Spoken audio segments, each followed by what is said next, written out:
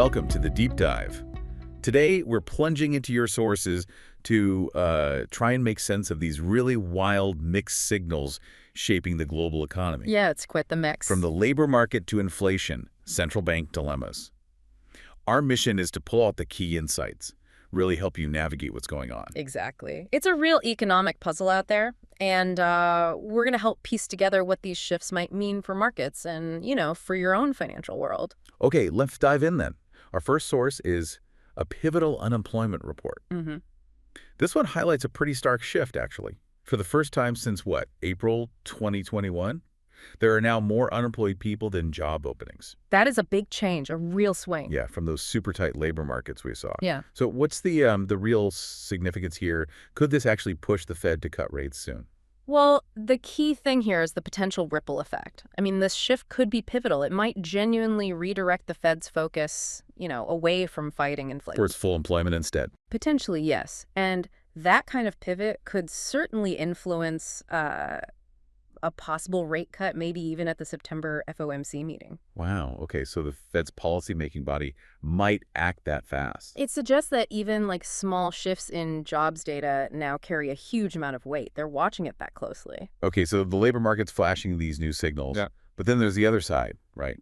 Inflation. Always inflation. Our next source, All Roads Lead to Inflation, paints a pretty concerning picture. It does. We're seeing gold rally past $3,500 an ounce, silver breaking $40, acting as clear hedges. Mm-hmm. Safe havens. And the source points to political pressure, lower rates, lower taxes, tariffs as being fiscally inflationary. Yeah, and if you connect that to the bigger picture, it really does signal a potential second inflation wave. Like it just won't go away. Kind of like a simmering pot that just won't cool down, yeah. You got the weakening dollar, rising commodity prices, even surging electricity costs from things like AI data centers. Right, the AI demand. All these things are adding up. They could hit consumers pretty hard soon.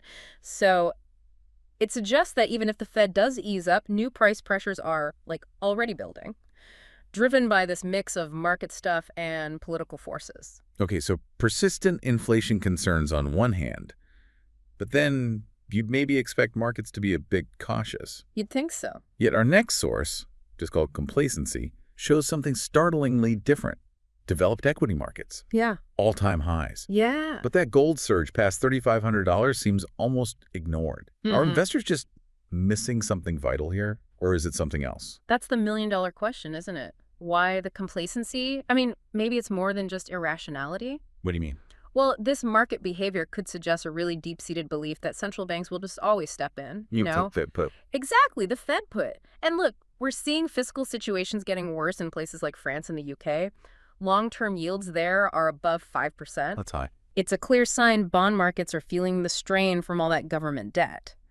And even the U.S. Treasury is facing kind of a lack of demand for its long bonds. So equities are soaring, but underneath. Underneath, the real story might be this sort of moral hazard. The idea that the Fed will always save the day, pushing risk-taking to maybe dangerous levels. But hang on, if central banks do just step in and buy up government debt, isn't that just kicking the can down the road, papering over the real fiscal problems? That's precisely the challenge. It is. And wouldn't that just fuel more inflation eventually? It absolutely risks that. These interventions, they feel like a temporary fix, but they could erode, market discipline, even central bank independence over the long run. Which brings us nicely to the next source, foggy. That title perfectly captures the confusion, I think. It really does. It mentions an expected downward adjustment to employment data soon. Even as Q2 GDP, that's the big measure of economic activity, was revised up significantly to 3.3%. How do you make a sense of that? Exactly. How do you navigate that kind of fog? It's like trying to steer a ship in thick fog with two compasses pointing different ways.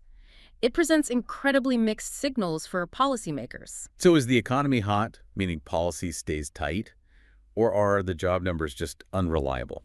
Right. And these contradictions make deciding what to do incredibly hard. If they wait for perfect clarity, well, it might be too late to act effectively by then.